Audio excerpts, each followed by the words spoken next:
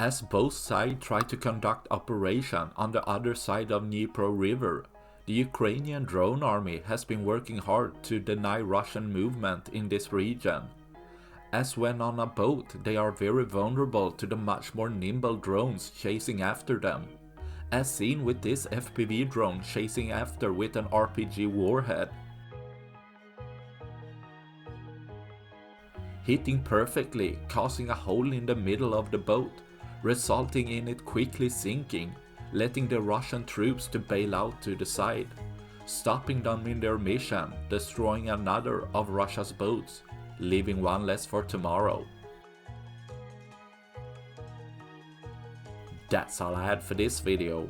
Please like and subscribe for more. Thanks for watching. Bye.